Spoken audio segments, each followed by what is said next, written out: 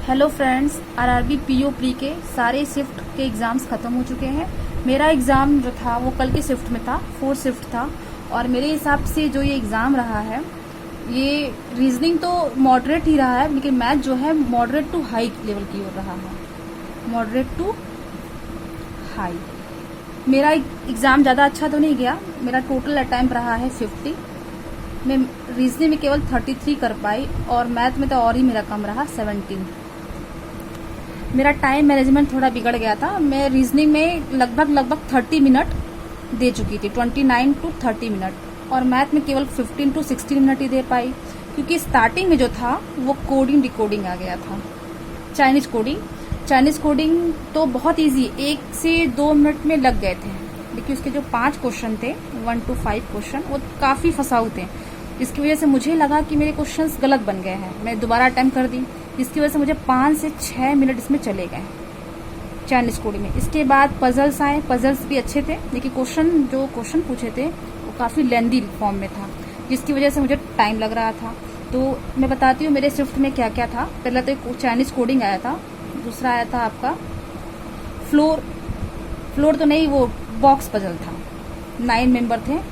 Second पे था हमारा मंथ बेस्ड था, और डेट था हमारा 3 और 28। इसमें 10 मेंबर थे। इसमें जो क्वेश्चन था, एक क्वेश्चन की वजह से मुझे दोबारा अटेम्प्ट करना पड़ गया। एक क्वेश्चन ऐसा पूछा था कि जे के नीचे जितने लोग बैठे हैं उतने ही लोग जी और किस मेंबर के बीच में बैठे हैं। दरअसल जो हमारा ये अरेंजमेंट बना था, वो जी के जस्ट नीचे जे बना हुआ था, इसके नीचे 3 मेंबर थे, और इसके जस्ट 3 के ऊपर ई मेंबर थे। अब मुझे ये बताना था ई। मैं गलत पढ़ ली, मुझे लगा कि जे और जी के बीच में कितने मेंबर हैं। इसकी वजह से मेरा अटेम्प्ट थोड़ा कम रह गया रीजनिंग में। मैं इसे दोबारा अटेम्प्ट कर दी। फिर लगभग सारे क्वेश्चंस में अटेम्प्ट करती गई, तो मेरा 33 अटेम्प्ट रहा, और मेरे टाइम करीबन 29 मिनट जा चुके थे। फिर मुझे लगा कि अब रीजनिंग तो इतना ही रोकना पड़ेगा। वैसे तो रीजनिंग डुएबल था, अगर मैं चाइनीज कोडिंग में नहीं फंसती तो और कर पाती। फिर वापस में आई मैथ में। तो मैथ में क्या रहा, मैथ में था 5 अप्रोक्सीमेशन जो मुझे इजी लगा, इजी था। 5 नंबर सीरीज, जो मैंने 5 ट्राई किया, लेकिन मुझसे एक भी नहीं लगा, एक भी नंबर सीरीज मुझसे नहीं लगा। फिर 5 मेरे में था क्वाड्रेटिक क्वेश्चंस थे, मेरे 5 लगाए हैं। इसके बाद 5 नंबर के थे डीआई, एक डीआई था टेबल डीआई। ये मैं 4 शिफ्ट की बात कर रही हूँ, कल की 4 शिफ्ट, 5 अगस्त के 4 शिफ्ट में मेरा एग्जाम था। तो 5 नंबर का डीआई था टेबल डीआई। टेबल में क्या पूछा था, वर्कर प्लस मैनेजर। क्वेश्चन दरअसल ऐसा था, एक टेबल ऐसे फॉर्म हुआ था, तो यहाँ वर्कर की वैल्यू दी हुई थी, और यहाँ पे जो है वर्कर और मैनेजर का रेशियो दिया हुआ था। तो ये वर्कर की वैल्यू दी हुई थी, यहाँ से वैल्यू निकाल के मैनेजर की वैल्यू निकल जाती है। इसमें से 6 क्वेश्चन थे मेरे हिसाब से, तो 5 क्वेश्चन तो इजीली लग गया, पर 6वां थोड़ा सा फंसाऊ था। इसके बाद क्या था, सेकेंड डीआई मेरा था डबल पाई चार्ट मेरा था।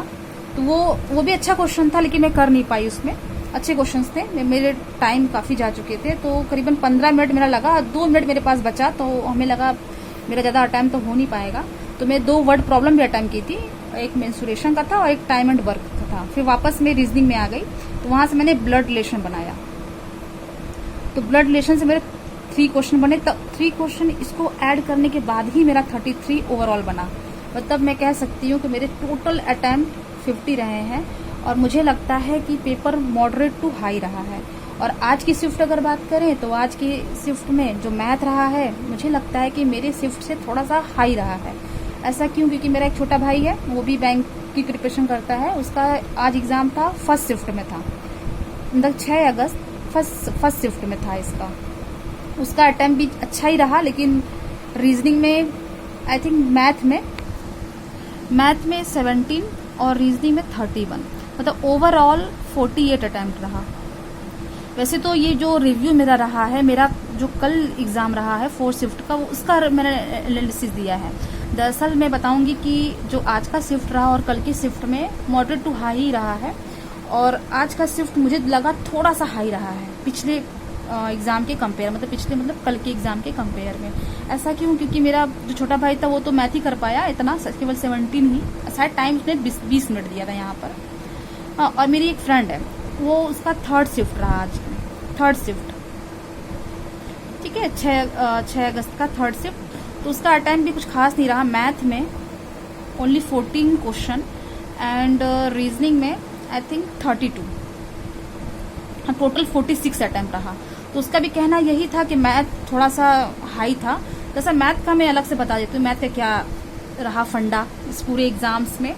मैथ में क्या रहा कि पहला तो नंबर सीरीज, ठीक है, नंबर सीरीज कॉमन रहा सारे शिफ्ट में। दूसरा एप्रोक्सीमेशन भी सारे शिफ्ट में रहा है। तीसरा क्वाड्रेटिक क्या है कि क्वाड्रेटिक किसी शिफ्ट में है, किसी शिफ्ट में नहीं है। आज के शिफ्ट में देखा गया है क्वाड्रेटिक के क्वेश्चन जो है नहीं रहे हैं बहुत सारे शिफ्ट में, फर्स्ट शिफ्ट में भी नहीं थे। तो अब हाँ, कैशलेट, जिसकी वजह से कैशलेट आ गया एग्जाम में। कैशलेट की वजह से जो मैथ के एग्जाम्स रहे हैं 5 अगस्त से 6 अगस्त के कंपेयर में थोड़ा सा हाई चला गया, क्वाड्रेटिक इक्वेशन न रहने की वजह से। ओवरऑल मैं ये कह सकती हूँ कि ऑल शिफ्ट में अगर देखा जाए तो रीजनिंग मॉडरेट रहा, लेकिन मैथ जो रहा है वो मॉडरेट टू हाई रहा है। और जो कि मेरे अटेम्प्ट तो 50 है, लेकिन अगर मैं यहाँ पे स्टक नहीं करती चाइनीज कोडिंग में या ब्लड रिलेशन में, तो मेरे अटेम्प्ट 50 से 55 या 56 तक चले जाते हैं, मुझे जहाँ तक लगता है। और जहाँ तक हमें लगता है कि जिस हिसाब से ये पेपर रहा है मॉडरेट टू हाई लेवल की ओर, और हमें लगता है कट ऑफ जो पिछली बार जो कट ऑफ था वो 62.25 रहा है। सॉरी फ्रेंड्स, यूपी का कट ऑफ 62.25 नहीं 62.75 रहा है।